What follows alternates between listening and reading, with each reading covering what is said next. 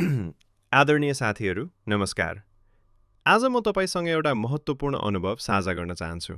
मैले Nepal red cross सोसाइटीमा field supervisor, field officer, सङ्गठन विकास प्रबन्धक हुँदै जिल्ला संयोजकसम्म तथा गेरुवा ग्रामीण जागरण सङ्घ बर्दियामा कार्यकारी निर्देशकको रूपमा करिब 25 वर्ष काम गर्ने अवसर पाएँ। यो लामो यात्रामा कार्यक्रम व्यवस्थापनका अतिरिक्त कर्मचारी छनौट गर्नु, तालिम दिनु र कार्य सम्पादन मूल्याङ्कन गर्नु मेरो प्रमुख जिम्मेवारीहरू थिए। हरेक वर्ष जसो कर्मचारी भर्नाका लागि विज्ञापन प्रकाशन गरिन्थ्यो। तीमध्ये यहाँ उल्लेख गर्न योग्य यी थिए।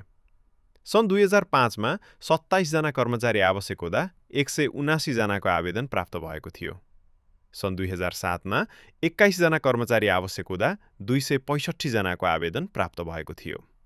सन् 2011 मा 14 जना कर्मचारी आवश्यक हुँदा 196 जनाको आवेदन प्राप्त भएको थियो। सन् 2016 मा 129 जना कर्मचारी आवश्यक हुँदा 1986 जनाको आवेदन प्राप्त भएको थियो। सन् 2022 मा 15 जना कर्मचारी आवश्यक हुँदा 246 जनाको आवेदन प्राप्त भएको थियो। त्यसैगरी सन् 2025 मा 17 जना कर्मचारी आवश्यक हुँदा 286 जनाको आवेदन प्राप्त भएको थियो। प्राप्त आवेदनहरू विज्ञापनमा उल्लेखित आधार र पहिला नै उपलब्ध गराइएको सम्बन्धित पदहरूको कार्यविवरण अनुसार कम्प्युटर प्रणालीमा प्रविष्ट गरी विश्लेषण गर्दा केवल 21.34% उम्मेद्वार मात्र सूची संक्षेपीकरणमा परेका थिए। संस्था छिटो प्रक्रिया पूरा गरेर योग्य कर्मचारी भर्ना गर्न चाहन्थ्यो भने आवेदकहरू छिटो रोजगारी चाहन्थे। सबै प्रक्रियाको पुष्टि हुने गरी प्रक्रिया पूरा गर्नै पर्थ्यो। यसैबीच चिनजानका केही साथीहरूले मलाई एउटा गुनासो गर्नुहुन्थ्यो। सर, मैले आवेदन त दिएको थिएँ, तर सूची संक्षेपीकरणमै परिन। साथीहरू, उहाँहरूको गुनासो र मेरो अनुभवले मलाई 4वटा कुराहरू सिकायो। धेरै युवाहरूले विज्ञापनमा उल्लेख भएका योग्यता, अनुभव र आवश्यक विवरणलाई पूर्ण रूपमा नबुझी आवेदन दिँदा रहेछन्।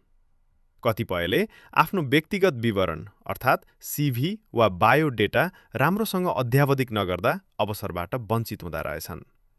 धेरैजनाले अध्यावधिको नाममा मिति मात्र परिवर्तन गरेर उही व्यक्तिगत विवरण अर्थात् सिभी वा बायोडेटा पठाउँदा रहेछन्। धेरै आवेदकले निवेदन पनि राम्रोसँग लेख्न जान्दा रहेनछन् वा विज्ञापनलाई ध्यान नदिई लेख्दा रहेछन्। साथीहरू, तपाईसँग उपयुक्त ज्ञान र सिप छ भनेर तपाईको डकुमेन्टले बोलेन भने त्यो अरूको नजरमा पर्दै पर्दैन।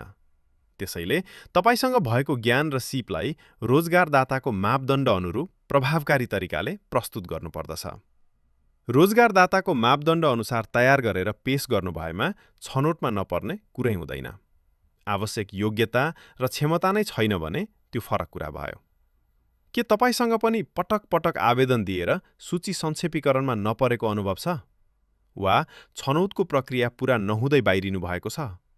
र हालै प्रतिशत विज्ञापन अनुसार आफ्नो क्षमता र अनुभवलाई प्रभावकारी ढङ्गले प्रस्तुत गर्ने सिभी वा रिज्युमे तयार गर्न चाहनुहुन्छ भने Nepal training and research private लिमिटेडले निकट भविष्यमा सञ्चालन गर्ने व्यक्तिगत विवरण लेखन तालिममा सहभागी हुनुहोस्।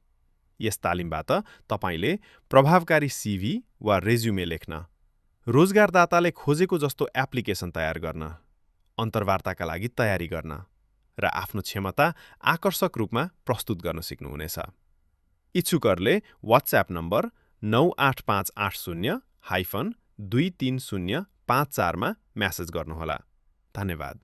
नमस्कार।